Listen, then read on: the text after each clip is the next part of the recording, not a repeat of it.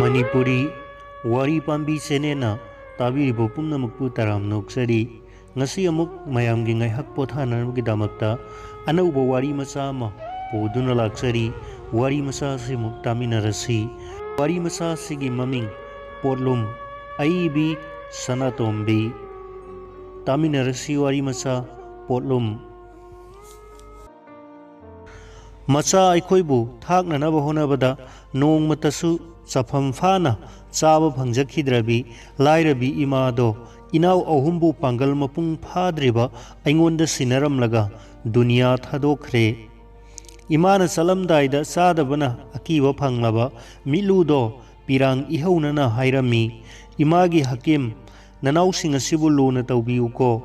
नंगना मखोइबु नुंगसिना चाना तौरबतदा इमाना जनत यौबा ngamgadौरिबनी हिंगबगी कल्लबा लानफम असिदा इसा इतोमत लेप्सब फाउब इखोंग से तुरोई ngamloiri मरक्सिदा इनाव अहुमगी लुमलब पोलुम ममा इकोक सिदा नंथरखी इतोनगी मतुंग इंदुना ख्वाइरंबन बाजारदा पोत थांगले फंगलकप खरना सीदनबा चारगा खरना तुंगसिंदुना चही खर लेलकले आइगा थांगनबा इनाव याइमदो पिकलिंगैदगी ओंथोकना चक्री फत्ते चाबसे मान हेक हेंद्रिबा मखै यादे अदुना मपांगल सु फै मासो इतुंग इलहल्ले अखोई अनीना इनाव अनीगे मपुक थाकपदुददी थोइदोकना वाद्रे खरा लैरगा इनाव अनीदुसु आइगी सिनफम अदुदा पुसिल्ले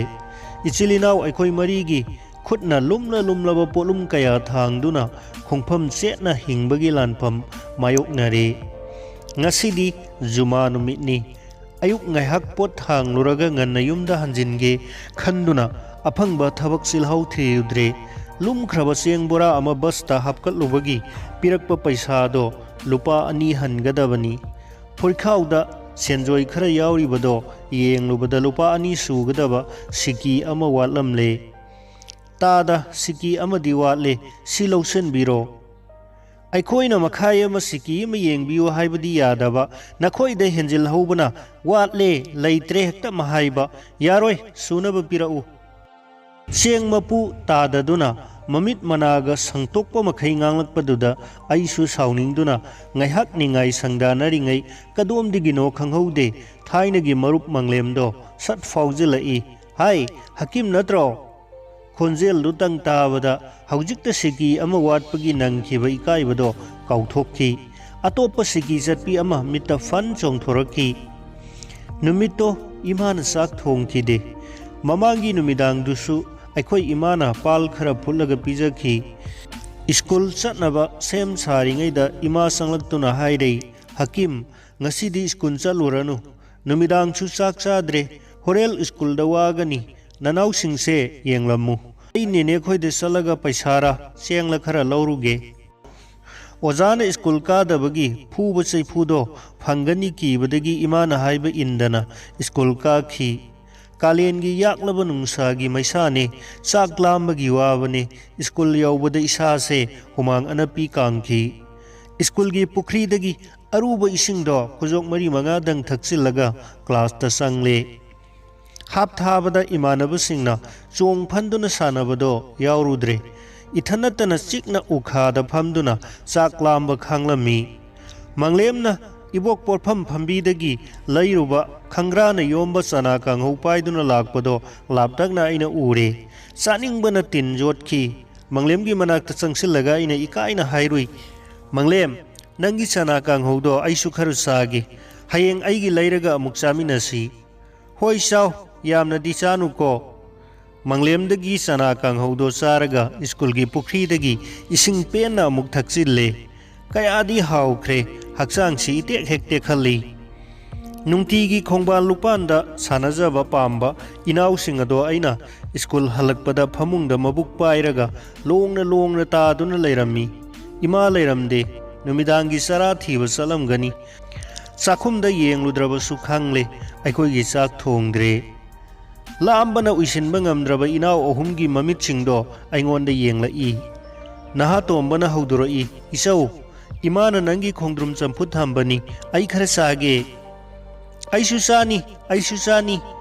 खर चाउबा अनीदुसु फमुंगदगी फन फन चोंथनरखी एलुमिनियम की मपान पुमतत तलब तेंगोतुदा थंकोक तौना हापलंबा खोंद्रुम चंफुतो इनाव अहुमना दुम लोइसिनख्रे सागलिबा हक्चांग से इंहलुननबा तोरेंद चेले मिटलसे पुंगांगांग फावबा लुपलुरगा हलकपदा इतोन खोइगी संगोई मनिंगदा होबा चुमरैदो हेक्लगा तप ताबा मखै चाथोकले नुमिदांगदा चाक थोंद्रबदी इमागा इनावसिंगा पिजगे खंदुना अमुनबा खरसु फदीदा योमदना पुबिरई यासंग लगपदा इमा युमदा हलई फिजीदा योमदना पुरकपा चेंगदो उबदा लैतारमदब पुंगनिंग से खर मखैदी इंथखी इमा चाखुमदा चंख्रे चाक थोंगना थोंगना इमाना हाई ननेना पैसासु चेंगसु अमत पिरक्त्रे ngасai nungthildagi milda cheng khappa yaurubani keji amakak phanglai masinosu hujiki chara konaba nate hayeng dinangi bilaiti nganu ani se yonthokrasi marum kokli badudi haujik madu khalluba yaba nate nangsu nanau singsu ngarang dagi charaktri laitre haiduna chadrabadi siba tabani sibadi aita lima yonthokrasi इमान सीबा हाइबो वफमदो हेक पलकपदा आई कमनिंग लखी फनमक पंगदुनसु आई सीबा हाइबसिमुक कीबा लैते nganu अनियदो योनख्रब तुंगदा फंगदबा अवाबदुदी आईगिनी मखोई अनीगी मरुमना नुमित निनी हुमनी तुंगसिल्लगा योनदुना आईगी खता लैनै इमाना आईगी lyric तमनबनी हाइदुना इनेदगी मरुमदगी ओंथोकपदा ngayiङैदा लैबिखिबनी थवाई से नुंगाइफम खंगदना साक्षंगदगी थोरकलगा school की homework तौरी like तमदब इनाव अहुमदो इनाक्सियन फंदुना सानरी इमान चाक लोइरे कौरकपदा मखोई लोइना साक्षंगदा होरचिनखरे ngaiहक लैरगा इमाना लाउरई हकीम नंगबु चाक से हाना चाथोकलो लाउने ननाव अहुम असिना लोइना चाथोखिगदौरे इमा आई चाररोये इमा थोरक्तुना इनाक्ता लेपलै हंगलई ngarangdagi charaktri kaidore nasa nungaitrabo स्कूलदा मंगलेमना चना कांगौ मयाम पिजरकपा पुकसे हौजिकसु मयेंग ताद्री इमाना ngasai पोरकपा चेंगदो उबदगी चानिंगबदी अरोइबी यौख्रबनी फोंग फोंग साबा मैतै चेंगना थोंगबा चाकतुगा इमाना कोबी मसोई खरगा आलूगा चमथोंग थोंगबदो इनाव अहुमगा अखोई मरी नंगहौररोय मतागुम चाबदो ngasai makhai mitmangda uramlibani nganu yon khraga phanggadaba aigi dasa sara ani charaktraba inaw singna imana hablakhigadra ngaina pukham tengot leklaga tokhigani haibagi polum masa ama kokta nanthaba horakpadagi chaningdre haidokhibani wahayado haidokluraga aigi mittagi tarakhiba marol loliba piyado ima ukhini khanduna lonna taithokchai ayuk nganna imana nganu animak awangi sazada yonthokluraga chengwa lure chara ahum charaktraba hanglaba sakhau thallaga skun chatle skul hek yaubaga manglemna hairakhi hakim ngarangi chana kanghaudo makhai amagini chawasu nangna hena yamna chaki siki amadi singla u hoi hayeng singge siki amagi wakhalda wajana takpa para amata aigi nakongda changkhide lairabi imana sikido harauna pirakani haibasi piklaba aigi pukningna lamba phangkhide skun halakpada imana khamen makhong somlambado thongaldagi ure imada hanglage khanna thauna phana changsilubabu manak yauragadi hangsira hangumsira pungning macha se amuk chamamnarai aina imada amuk yeng leimaida amuk non tharga leiba itaududa imana hanglai kaidore hangduna di mayeng lage khallaga haingamdana haidokhi ima nganu yonbagi paisa do lairibra karigino kaisu tawroi siki amata piu hayeng pige chalo nanaw sing kauraga sara wanthoklu thawai nungaina imungda changi wakhalda itomta chauthokchei aikhoibu yamna lairaba miro singbigene nangi sikido thangnaba numitki skun chalamdaida aina imadagi paisa do lauge khallingai awang leikaidagi maitai nupi ama laklaga imada paisa thaurei hai sirumnabi ꯇꯧꯁꯤꯟꯅꯗꯨꯅ ꯆꯦꯡ ꯁꯣꯠꯂꯗꯨꯅ ꯆꯥꯊꯣꯛꯈ꯭ꯔꯒ ꯀꯥꯎꯁꯤꯟꯅꯕꯒꯗꯤ ꯌꯥꯔꯣꯏ ꯉꯁꯤꯒꯤ ꯅꯨꯃꯤꯠꯇ ꯂꯨꯄꯥ 10ꯗꯣ ꯄꯤꯗ꯭ꯔꯕꯗꯤ ꯑꯩꯕꯨ ꯐꯠꯇꯦ ꯍꯥꯏꯅꯨꯀꯣ ꯏꯁꯥꯅ ꯈꯪꯅ ꯁꯤꯀꯤ ꯑꯗꯣ ꯑꯃꯨꯛ ꯏꯃꯥꯗ ꯄꯤꯌꯨ ꯍꯥꯏꯗꯅ ꯋꯥꯈꯜꯗ ꯀꯤꯊꯤ ꯀꯤꯔꯨꯝ ꯁ꯭ꯀꯨꯜ ꯆꯠꯂꯦ ꯈꯜꯂꯤ ꯃꯪꯂꯦꯝ ꯑꯗꯣ ꯀꯥꯔꯛꯂꯝꯗ꯭ꯔꯕꯗꯤ ꯅꯨꯡꯉꯥꯏꯅꯤꯗ ꯁ꯭ꯀꯨꯜꯒꯤ ꯒꯦꯠꯇ ꯃꯪꯂꯦꯝꯅ ꯑꯩꯕꯨ ꯉꯥꯏꯗꯨꯅ ꯂꯩꯔꯝꯂꯦ ꯀꯗꯥꯏ ꯍꯀꯤꯝ ꯑꯩꯒꯤ ꯁꯤꯀꯤ ꯍꯥꯏꯗꯣ ꯏꯃꯥꯅ ꯄꯤꯌꯨ ꯌꯥꯗꯦ ꯍꯌꯦꯡ ꯄꯤꯒꯦ ꯅꯊꯤꯕꯣꯡꯗꯤ ꯆꯥꯊꯣꯛꯈ꯭ꯔꯒ ꯅꯨꯃꯤꯠꯇꯨꯁꯨ ꯏꯀꯥꯏ ꯅꯨꯡꯁꯤ ꯌꯥꯅꯗꯨꯅ ꯑꯣꯖꯥꯅ ꯇꯥꯛꯄ ꯄꯥꯔꯥ ꯈꯣꯏꯖꯪꯅ ꯇꯥꯗ꯭ꯔꯦ ꯃꯤꯠꯇ ꯁꯤꯀꯤ ꯆꯠꯄꯤ ꯑꯃ ꯎꯗꯨꯅꯇ ꯂꯩꯔꯦ ꯑꯩꯒꯤ ꯉꯥꯅꯨ ꯑꯅꯤ ꯑꯗꯣ ꯑꯃꯨꯛ ꯅꯨꯡꯁꯤꯔꯛꯏ ꯃꯈꯣꯏ ꯑꯅꯤ ꯂꯩꯔꯝꯂꯕꯗꯤ ꯃꯔꯨꯝ ꯑꯃꯇꯪ ꯌꯣꯟꯕꯗ ꯁꯤꯀꯤꯗꯨꯗꯤ ꯑꯗꯨꯝ ꯐꯪꯖꯕ ꯄꯣꯠꯅꯤ ꯅꯨꯃꯤꯠ ꯈꯨꯗꯤꯡꯒꯤ ꯁ꯭ꯀꯨꯜ ꯆꯠꯂꯝꯗꯥꯏꯗ ꯏꯃꯥꯗ ꯁꯤꯀꯤ ꯇꯥꯜꯂꯤ ꯅꯣꯡꯃꯗꯤ ꯏꯃꯥꯅ ꯊꯤꯅ ꯑꯗꯨꯝ ꯐꯨꯈꯤ ꯑꯗꯨꯒ ꯅꯨꯃꯤꯠꯇꯨꯗ ꯃꯪꯂꯦꯝꯅ ꯁ꯭ꯀꯨꯜꯗ ꯇꯧꯈꯤꯕ ꯙꯝꯀꯥꯗꯨꯁꯨ ꯑꯉꯛꯄꯅꯤ ꯑꯩꯅ ꯍꯌꯦꯡ ꯄꯤꯒꯦꯗꯪ ꯍꯥꯏꯔꯨꯕꯗ ꯅꯪꯒꯜꯁꯤꯗ ꯀꯤꯟꯅ ꯅꯣꯠꯇꯨꯅ ꯊꯤꯜꯂꯒ ꯊꯤꯅ ꯆꯩꯔꯛꯈꯤ ꯍꯌꯦꯡ ꯄꯤꯒꯦ ꯅꯆꯤꯟ ꯊꯤꯕ ꯑꯩꯗꯤ ꯄꯤꯗ꯭ꯔꯤ ꯐꯥꯎꯕ ꯅꯨꯡꯇꯤꯒꯤ ꯐꯨꯗꯣꯏꯅꯤ ꯆꯥꯊꯣꯛꯈ꯭ꯔꯒ ꯂꯤꯛꯏꯅꯤ ꯒꯥꯏꯅ ꯃꯨꯊꯤ ꯃꯪꯂꯦꯝꯅ ꯐꯨꯕꯒꯤ ꯆꯩꯅꯥꯗꯣ ꯇꯨꯃꯤꯟꯅ ꯈꯥꯡꯅꯅꯕ ꯍꯣꯠꯅꯕꯗ ꯑꯩꯒꯤ ꯃꯤꯠꯇ ꯏꯔꯥ ꯆꯦꯜꯂꯛꯈꯤ ꯏꯃꯥꯟꯅꯕꯁꯤꯡꯅ ꯑꯩꯕꯨ ꯎꯔꯒ ꯅꯣꯛꯅꯕꯤꯈꯤ ꯃꯪꯂꯦꯝꯒꯤ ꯋꯥꯍꯩ ꯑꯃꯅ ꯑꯩꯕꯨ ꯃꯤꯀꯨꯞ ꯑꯃꯇꯪ ꯄꯣꯊꯥꯐꯝ ꯈꯪꯍꯜꯂꯝꯗꯦ ꯏꯃꯥꯗ ꯑꯃꯨꯛ ꯍꯟꯅ ꯁꯤꯀꯤ ꯄꯤꯌꯨ ꯍꯥꯏꯔꯔꯣꯏ ꯍꯥꯏꯅꯁꯨ ꯂꯦꯞꯈ꯭ꯔꯦ ꯁꯤꯀꯤ ꯑꯃ ꯄꯨꯗꯕꯗꯤ ꯑꯩ ꯀꯝꯗꯧꯅ ꯁ꯭ꯀꯨꯜ ꯆꯠꯀꯅꯤ ꯃꯪꯂꯦꯝꯅ ꯐꯨꯒꯅꯤ ꯍꯥꯏꯕꯒꯤ ꯆꯩꯅꯥꯗꯣ ꯀꯤꯔꯨꯕꯒꯤꯗꯤ ꯅꯠꯇꯦ हन्ना फंगदौरिबा इकाइबा अदुगी चैनानी अइना पुंगनिंगदा अकीबा पोक्लिबा फुबगी वादी अइगी nganu हेक योंथोकनैदगी होमवर्क इदबगी पेरोड खुदिंगी ओजासिंगना अइंगोंदा फुई अदुदा अइ थोइना किरुदे अइ स्कूल चतरोय हाइना लेबले क्लास 4 दा अदुम लोइसिल्ले अदुबु अइगी फिरेप्ती सिकियदो नोंगमदी सोइदना सिंगनी हाइबसिनी उफुल वाइफुल तैरबा मरुपकी मफमदा उनिंग्रबा माइथोंगसे लोटलुबगी कानररोय मनाक्ता इकाइना संगसिल्ली कदोमदैनो मंगलेम अइ लुपा लाख 50 की कॉन्ट्रैक्ट वाक अमगी टेंडर ओक्लुबनी कमदौरी नंगदी तौरिबसिनी मरुप पुंसी से पोलुमग थादोकनबा याद्रे चलगे खरा थूरे नान खरबा कार अदुदा काखतखी थोंगदो थिंगजिलमदायदा अइंगोंदा हाइफेट येंगलगा हाइरमी नोंगमचा थंगमिनखिसिको मतम कुइना निंगसिंगलुद्रबा सिकी अमगी पोलुमदो अमुक पूरगा युमदा हलई हक्सांग सेंगदोकलगा मसजिदता इराइगी नमाज सोलुरे नुंथिल चुप्पदुमा फक्सेगाइबा अमा थारगा उपना हिप्तुना वखल तौई मीगी सेंदोल सिंगदबा हाइबसे गुनानी अइना निंगबा ngamkhidraba siki adugi mamal sara ahumni aduk mamal yamlaba senpham ado haujik ipangal chauduna nupi angang leirabasi fawba karigi aina singdoktribano manglemgi siki ado thuna singdokhiba tai luribadi haujikpu siki bu paisani haina pirubadi fagi tagani adudi kaya pisige ngaiak budi tawi matam aduda siki amase yerum amana fangi ko अदु ओइरबदी हौजिक येरुम अमगी ममल लुपा अहुम फरे लुपा अहुम की ओइना आई सेंदोय हापलगा सिंगलगे fun कुइना सैतेकना लैबाकता खोतुना अपुनबा सेंदोय celeb पुथोकनबा होनखी फोल ताबा ngamखिदे आइगी कोक्सिनदी मदो ngamफमसु थोकते तोरेल वांगमदा लैबा अंकदा ममिंग सेगा काइरिबा हौजिक हौजिकसु college तमलिबा पाखंग मसा अमा कौरे इबुंगो लुपा अहुमगी सही कुनगी था अमदा मंगागी चांगदा काबा सेंदोयगी अपुनबा सेंदोय celeb अमुक्ता पुथोकपियु Coke फबगा हाइबसे लोटपा याबा नते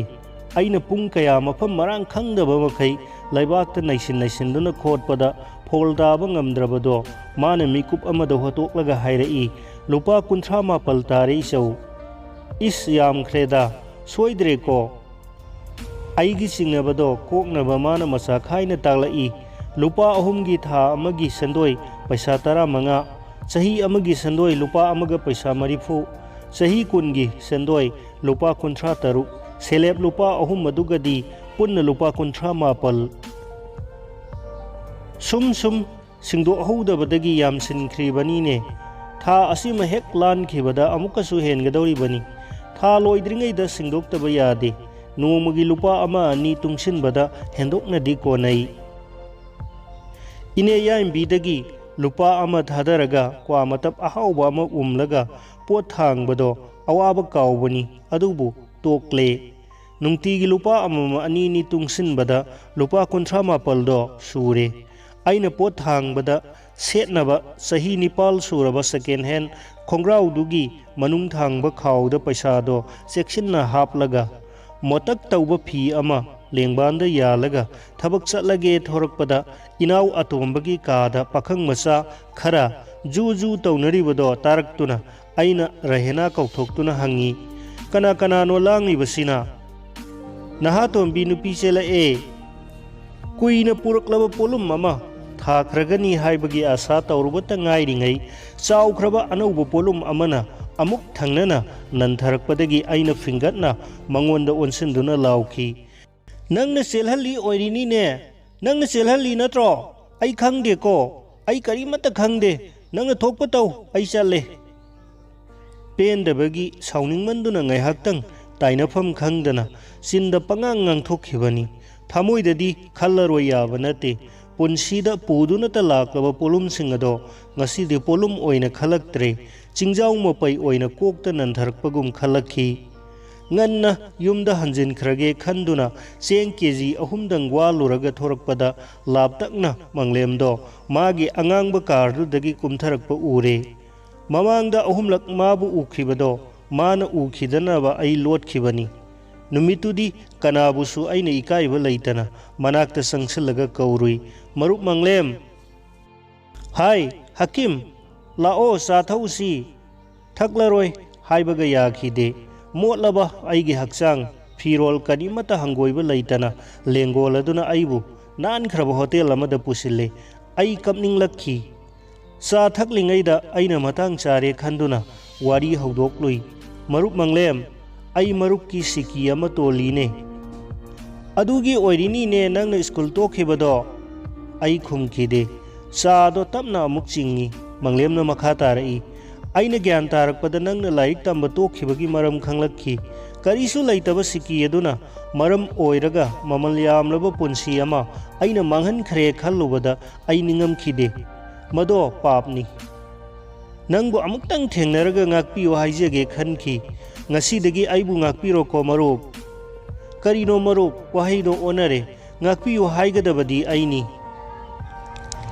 अइगे मोटलबा Khudna मरुप की खुदपु चेना पाइसिनदुना फना कुइना कपखी मरुपना अइबु थेमजिनबीखी हौखिबा पुंबदो अंगांग ओइरिङै अचोप अरेम खंद्रिङैगी वारीनी खंदोक्लगा काउथोक्लसी फिबम सिददी सिकी अमगी वाफम अदो मखा ताना हौदोक्लुगदबा इकाइरखी अदुबु अइगी इकाइबना पुंसी अदुक ममल यामखिबा मदुमंगना अवाबा कया कोक्थोंगनखिबा पुम्नमक्तुबु नमहत्पा ngamkhide ngасidi aigi kuina puraklaba polum amatang marupna kokpiramu karino hairo siki edo lausinbiu nangonda maduna polum ama oirabadi kadai pirao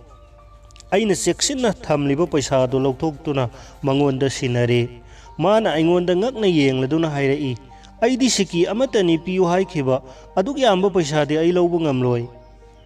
aina siki dagi कमदौना लुपा 38 सागतखिबनो हाइबदो मसा खाइना मंगोंदा तमले मदो तारगा मरुपना नोक्लदुना हाइरई नंगी अंकल सिरी तोरेलगी लेंगोइदगी हेना कुपिना अइना कुइना थिरकपा मिसक्तुदी मरुप ओइरमलेदना अइगिदी पुक्सेल सेंगबा हाइबसिदगी हेनबा मतिक चाबा मी लैते नंग ngasiदगी अइगी थबक्की मोहरी ओइरो हयेंदगी थबक कानबा तौक्सी मतम अमदा अइना नंगबु mahi tamba tokhan khibagi langsin jakhiba pap to maduna khara makhaidi kokchagani ai manglan da tauri marumna ai gi khubak ta paisa sing ado thamlaga lupa ahum khaktang laukhalaga hairai ai marup tagi sendoi laude nangna lepa siki gi sang lupa ahum se aina laurabani ngasi dagi na haki polum khudingmak koklabani haina khallo lupa ahum masina marupu ningsing nanabgidamak matam kuina aigi khurikauda lairasanu चा थक्प लोइदुना हौगलकपदो हक्चांगसी खंग्यांग यांगकी मरुपना अथुम Mahav peak थन्ना यावबो चेखाव अमा अइंगोंदा सिनरई से पाइसनखो अंगांग न चाननबनी अइ ngakhi अइदी मचागी ओइरबोय खल्लुबनी यारे मरुपना दुम पाइबिख्रो अइगी चाबिनब लैत्रि मरुपकी चादो अइगी सुइचा नत्रो नोंग फादोकसु अइना पिजब याइदना वफम अदो फजमनखिबना अइ येलुद्रे खल्ली मसे उबदा रहेना ममा मसादी हराउजरनीदा युम यौरगा पुरक्पा अथो महाउदो रहेनादा पिसिल्ले ममा मसाना कयादी हराउजरे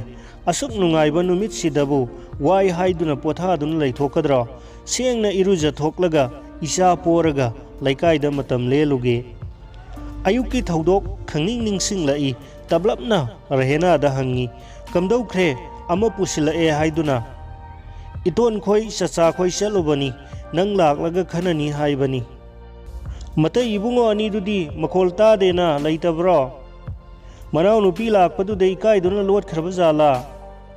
अचापोट अमा उमसाई साइरगा रहेनाना खुमलाई खंगदेदा अनिदुसु नुपी चेलकदौरिब्रा करिनो हंदक्ति कोइखिबसिना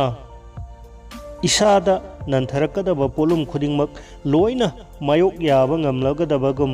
aina thawai tana noklaga haikhi hai rehena aniedo kadaida leige thiruso haujimak nupi chela u hayu hayeng ahumak nika solaga chauna dum lohung thokpige hei wahi singado hek haido khibaga lairabi imagi aroibo wahi singado ningsingla I pungning nungsina ngaihak su kaptho ure thamoigi asetba phirep ama lauraga imagi mafamda mitki pina paudam khi nasana punchi chupa inaw ahumgi polum pumnamak ikok thakta pujagani ima nang janatta ingna pothabiyu ko